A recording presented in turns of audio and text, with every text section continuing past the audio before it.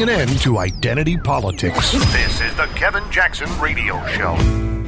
All right, everybody, welcome back. I want to try to cover quite a few stories that are not going to be fresh if we keep them around too long, but one of them is around these little tiny homes. Have you seen this show? Tiny homes. Now, keep in mind, these are not the $200,000 tiny homes where you've got refrigerators and ice machines and whatever else and, sleeping quarters, but they're like a little shed. And a guy has been putting these up out in California. His name is Elvis Summers. He builds and donates these shelters, and he spreads them out amongst the homeless in certain areas around, I believe it's L.A. Now, Summers is an L.A. resident, and he was homeless at one point. So he understands homelessness, and he says these little homes are better than being in one of these cardboard boxes or sleeping on the side. When I was out in California, I was out in L.A., in fact, and there were people right off of Sunset Strip just sleeping on the porch of a church. So it's a big problem. And we talked the other day about how much debris and stuff they cleaned up at this one site. It's a trail. And we had posted a video a while back. It is foul. You just got to see this.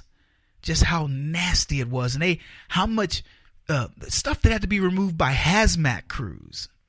And I mean, I don't know how much money it cost to take care of all that, but it had to be a small fortune.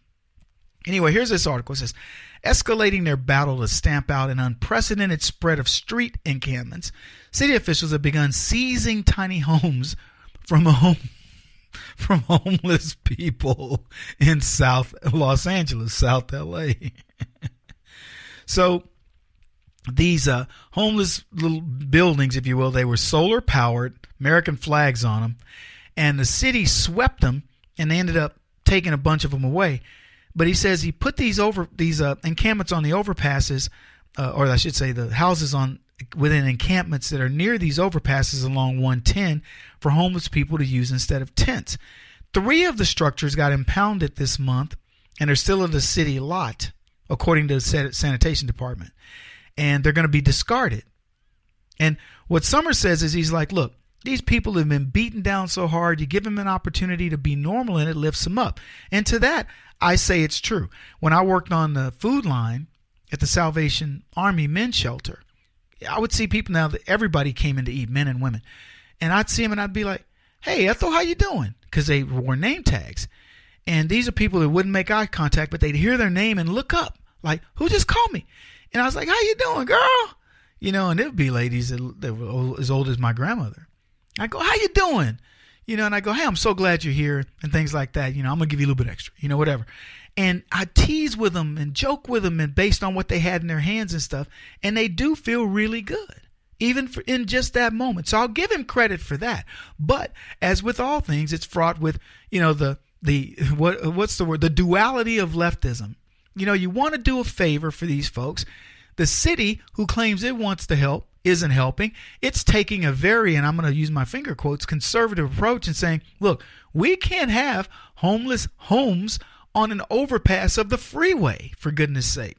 It's not safe, and I could go on. Obviously, they're not paying taxes. They don't own the land. So it's fraught with all kinds of issues. They go on to say this. He says, these houses, this is a councilman, Curran Price, and I'm going to bet you this councilman is a Democrat. He says, I'm getting complaints from constituents who have to walk into the streets to avoid these houses, Price said. And they said authorities destroyed needles, drug setups, even a gun from one or more of the houses and tents during an earlier cleanup. Now, some advocates for the homeless see these single-story structures about the size of a garden shed as a cheap and safer alternative to having homeless sleep on the sidewalks. Now, I'm going to stop there for just a second and ask you, would you want to see a bunch of these little things lined up looking like little, bigger versions of a porta potty? Would you want to see that anywhere? I can't imagine. So I'm giving the city a pass, but I'm not giving the city a pass because the city is a leftist-run city that hasn't given these people opportunity to do other things, nor has it given them an opportunity to get a job. So I'm not going to give them a pass.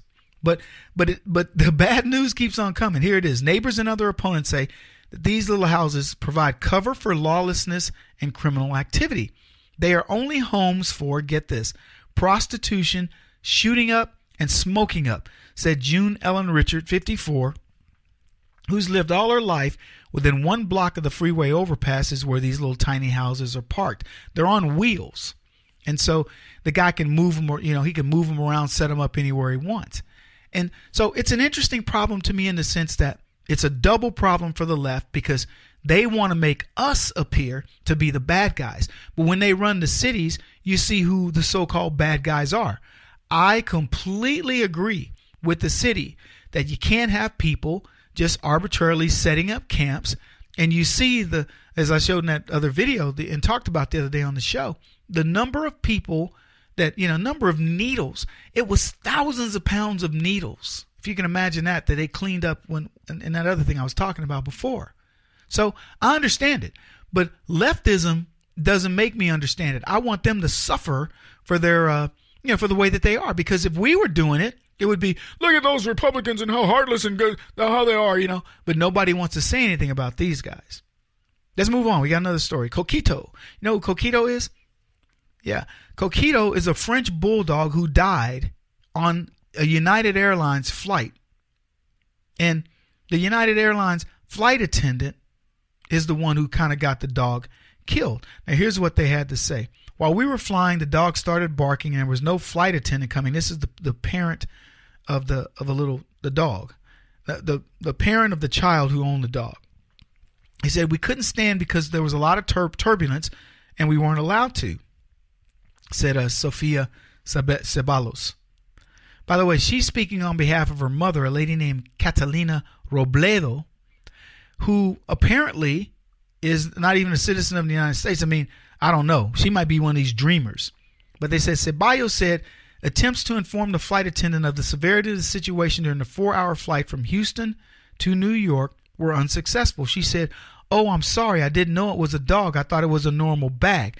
But she says, we told her it was a dog. She's lying. As a little girl, she's teary-eyed as she's explaining the story. So little Coquito, they get on the plane, a mother that barely speaks English and a daughter that does. And the flight attendant says, you got to put that package up above your head. And they're going, but no, it's our dog. It's our dog. No. Put it up above your head. I don't know where the lost in translation occurred, but it obviously occurred. And the tragic accident is something that killed little Coquito. Passenger Maggie Greminger told the New York Times that Robledo was insistent that the dog carrier should stay by her side, but to no avail. The pet owner was very adamant that she did not want to put the pet carrier up above, Greminger said, but she was saying verbally, my dog is in here. No, this is my dog. The flight attendant in response really just continued to ask her to put it above because it was a hazard where it was, a safety hazard. People could trip. So, man, you got to see this little bulldog. He's cute, but here's the deal. Here's the rub, in case you're wondering, Kevin, where are you going with this story? The little dog is jet black. He's black, man. He's blacker than Miles Davis. I think they got a racial lawsuit here. That's what I think. All right, what else we got? Jimmy Kimmel. Well, yes, you guys know he blamed Netflix for his bad Oscar ratings, but his story is even better. It's more interesting. And he talks about his decision to break away from comedy for some serious topics. He said it's a controversial decision, and now he's reflecting on the impact that it's had on his show. And in this article, they let you know it's not positive. According to polls, this is Jimmy Kimmel. According to polls I've seen, it cost me commercially. He confessed to Oprah Winfrey in the latest issue of O Magazine.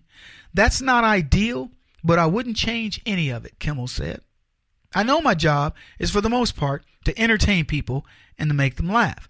That said, if I can be selfish every once in a while and talk about something serious that's important to me, then I do want to take that opportunity, Kimmel said. But I don't want to abuse my position. I pick my battles. 90% of the time I'll joke around, but some of the jokes, I hope, make people think. Well, they don't, Jimmy. They make people think just how stupid you are. And, no matter how he tries to spin this thing, Jimmy Kimmel has left comedy. He's become a politico. It's going to impact him. And I've already said this. I'll say it again because I want people to know that there are multiple places you can hear this. And if you go to kjradio.com, you can check this out again. Jimmy Kimmel, I don't believe, will be a late night talk show host in 2 years. By the year 2020, Jimmy Kimmel will be gone. The only possibility of Jimmy Kimmel being saved is if he dismisses the talk of politics and goes back to just being funny, trying to be funny and not making it about Trump. Then maybe he survives. I feel like one of these Italians. If Jimmy does this, maybe, and I'm saying on his best day, maybe he would survive. He won't stop until he's the top-rated radio talk show host in America. What kind of weird competitive freak are you? This is the Kevin Jackson Radio Show.